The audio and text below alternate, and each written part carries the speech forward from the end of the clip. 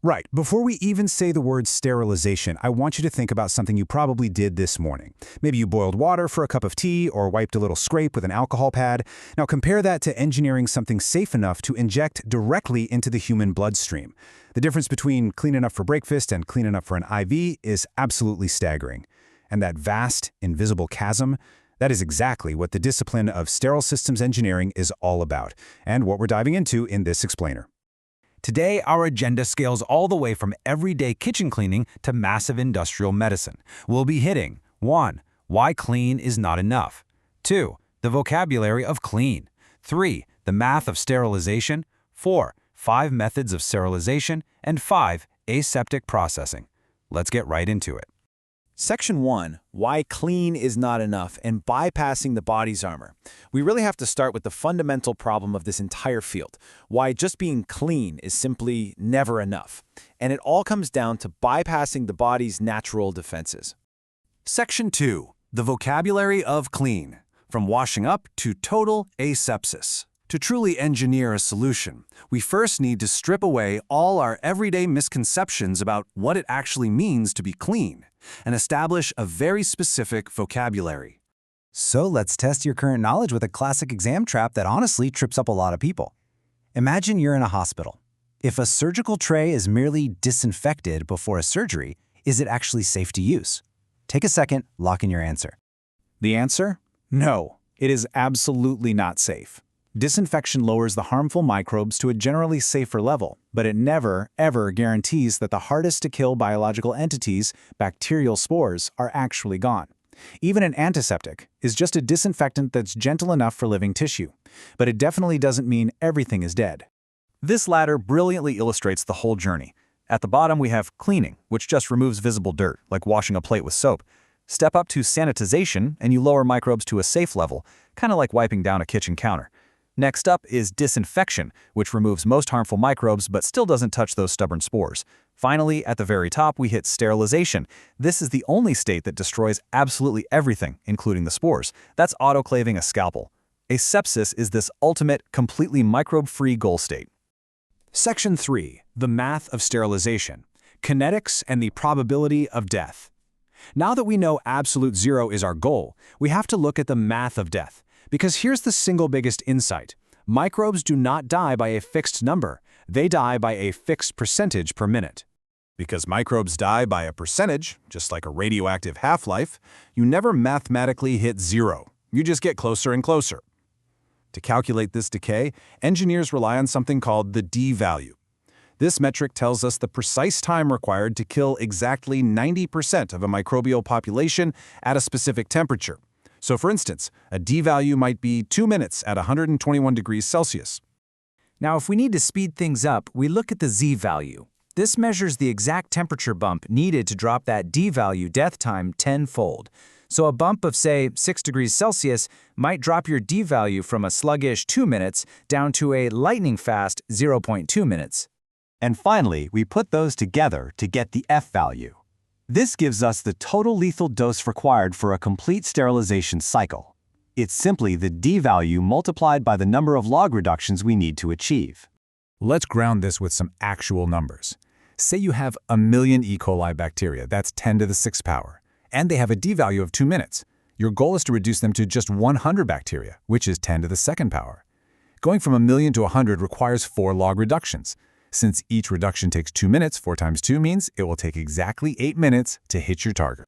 But here's the catch. Because we're dealing with percentages, we mathematically never hit a true literal zero. Because of this, the industry actually defines sterility as a probability.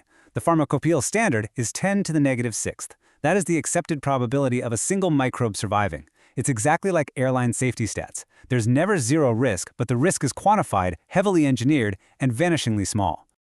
Now, not all microbes are equally tough. Let's anchor this with something from the kitchen.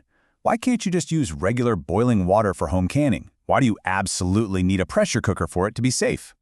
Well, because boiling maxes out at a flat 100 degrees Celsius. That heat will kill ordinary bacteria, sure, but it leaves Clostridium botulinum spores completely alive and well. A pressure cooker acts just like a laboratory autoclave. By cranking up the pressure, it forces the boiling point of water way past 100 degrees, pushing the heat right into that highly pressurized, spore-killing territory. Section 4. 5 methods of sterilization. The arsenal. Let's move up to the macro level and look at the 5 specific industrial methods we use to execute these mathematical kill cycles in the real world. Our industrial arsenal actually breaks down into just 4 physical kill mechanisms. And here's where dropping in real reference images actually helps you see the scale of this stuff. Look at this heavy-duty, hospital-grade autoclave. That's moist heat, which denatures proteins, the exact same physics as cooking an egg and watching the clear white turn solid. We also have dry heat, which kills by oxidation, gas, which alkylates, radiation, which damages DNA, and filtration for physical removal. Seeing these laid out explains why an engineer chooses one tool over another. Moist heat is incredible for instruments, but it melts heat-sensitive items. Gas works wonders for electronics, but it's highly toxic and flammable. It's all about picking the right weapon. Let's test our logic again, with a differential question based on that arsenal. Why can't an engineer just use filtration on a solid metal surgical clamp the same way they'd filter a heat-sensitive IV drug solution?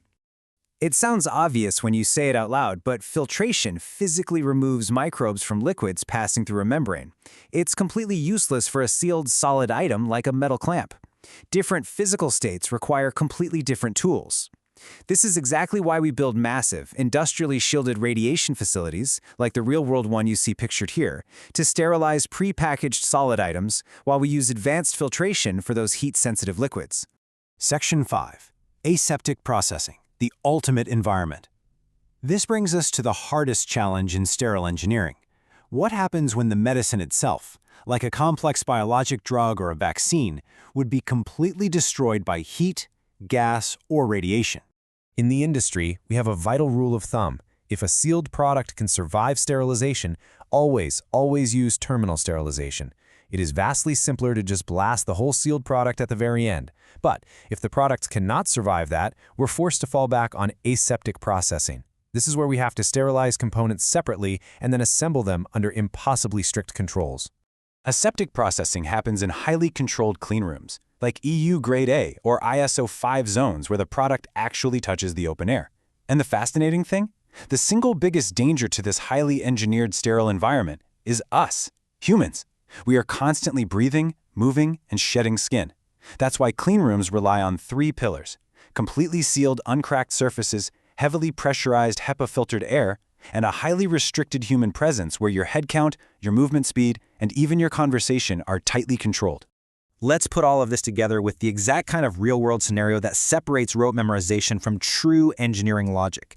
Say a company is designing production for a new heat-sensitive biologic injection. Walk me through your reasoning on exactly how to handle this. Watch how beautifully this logic builds. First, you identify that the biologic can't survive terminal heat. Because of that, step 2 is realizing it absolutely requires aseptic processing. Step 3, the components, like the vials and the liquids, must be sterilized separately using different methods, maybe heat for the glass, filtration for the drug. Step 4, they are carefully assembled in a highly monitored Grade A cleanroom. And finally, step 5, the product is only released after rigid sterility and endotoxin testing. That chain of logic right there, that is the core of sterile engineering. You've just leveled up your understanding from a simple kitchen sponge right up to the intricacies of industrial-grade sterile systems. You can now see this invisible architecture of safety that protects us every single day.